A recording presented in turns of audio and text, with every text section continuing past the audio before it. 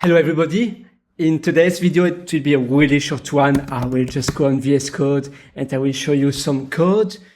It will be short. Why? Because I'm about to go. As you can see, I already have my jacket and it's winter. It's a bit cold. So normally I don't like to have a jacket. It's heavy, but you know, when it's really cold, it's always so convenient. Don't worry. It's not about jackets. It's not about coats. It's just about code. So why did I want to make a video today? I didn't have a lot to share with you lately because I was quite busy finishing my Master of Data Science and I didn't have much new things to tell you.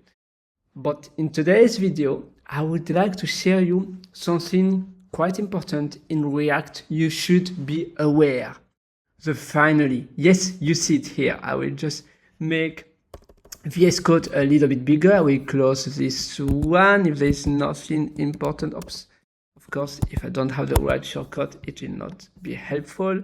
All right, so finally, it's so important. Finally, it is important because when you have an error, let's say even like here, by the way, just before we proceed, having a try-catch block, it's extremely important to handle errors. Otherwise, you might just block the front end if there is an exception being thrown by Axios, by fetch, when you make a request to the API and something doesn't go well, or even in your services, in your front-end code, it's extremely important to always handle errors because we don't want to give any bad errors to the end user.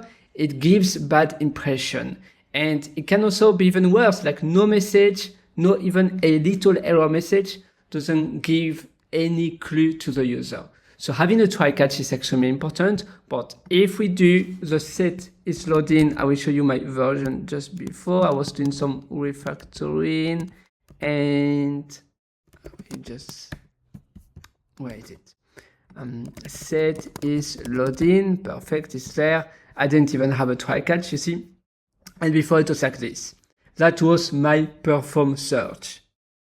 If we have something in the query, because the length will be true or false, if it's 0, it will be false.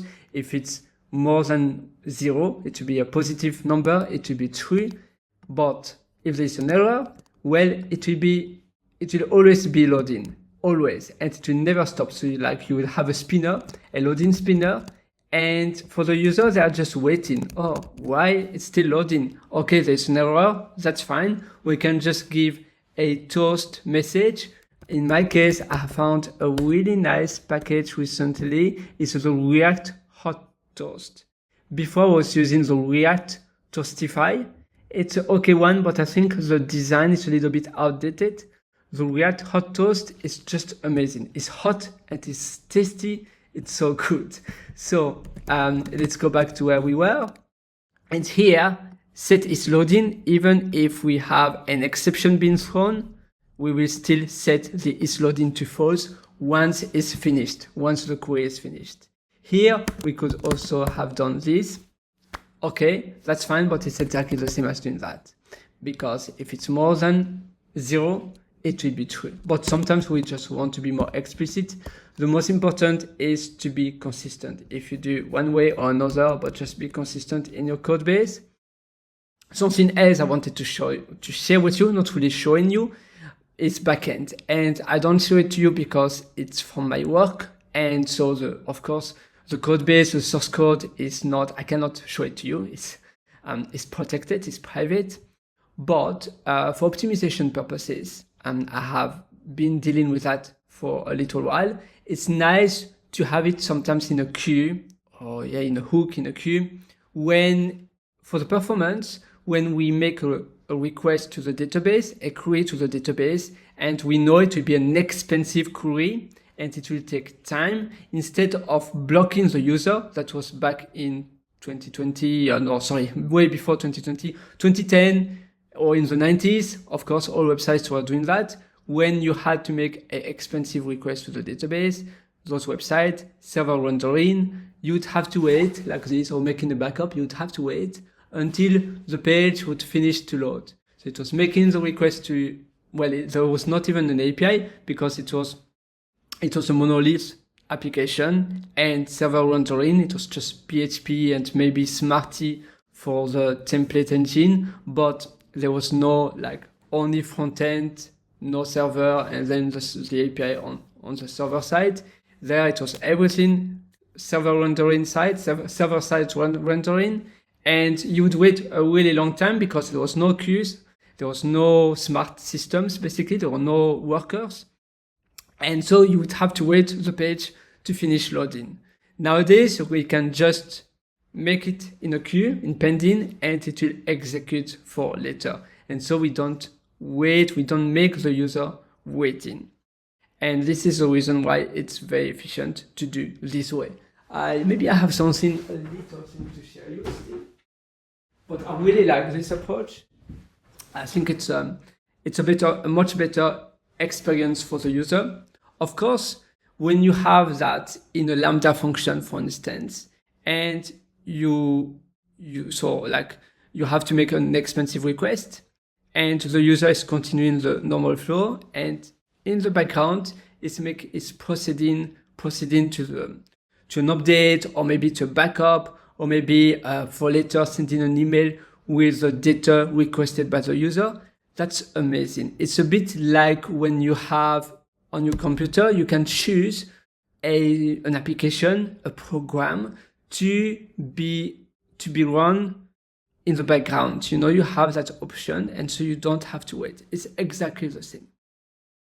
I'm not even sure if I have something to show you. I will just check on, I'm using the GitHub app all the time, also for work. It's just amazing. And I will see if I have something else interesting, something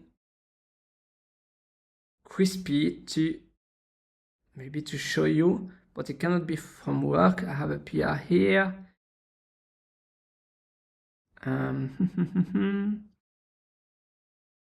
Do I have something? Yeah, not really. But basically, doing this in the background in a Lambda hook function is a good idea. I have an example I just have done here. But yeah, when it's expensive, when you know that sometimes, of course, most of the time when you test it locally, it will be really fast because there will be no load, no users. But when you're on production, especially when you have a ton of traffic, it's a completely different world. So you should always think how I can scale. And the same for your code. Instead of refactoring your code all the time and updating things, how can I make my code being scalable? That means you have to do less changes for more changes from the product owner. The product owner should be able to update things without your need. If you always have to do it and update a few lines of code, it means your code base doesn't scale very well, and you have to code in a way that it scales for different features we want to add, or different things we need to implement. It's very important.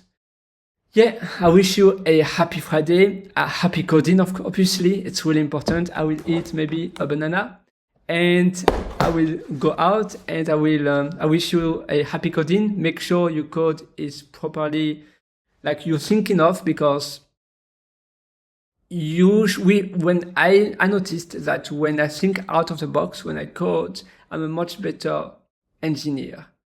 There are so many edge cases we don't think, and after it's already on production and we have to update our code. We can prevent this from re-updating our code by thinking out of the box, by planning better, by prototyping better before coding. So we have to think how we can solve the problem in the best possible way before digging into the code. We can look at the code, we can look where would be the better option, but don't really implement exactly what you have to implement. And we can even do that. I usually do that on my iPad, on my tablet, with a GitHub app, on my phone as well. First thinking, in what place could it be? It's nice also to follow the solid principle. I don't follow it all the time because we have to know when it makes sense and when it makes less sense. But of course, the open-close principle is extremely important. Single responsibility, so important. So I suggest you to have a look on the internet if you're not aware of the solid principle yet. It's 5 principles that are extremely important. In my case, usually in your daily routine, most of them are important, but the single responsibility and the open-close principle are extremely important. They should be there everywhere you code. Happy coding and happy Friday. Maybe you watch this video on Tuesday or Wednesday, so happy another day as well.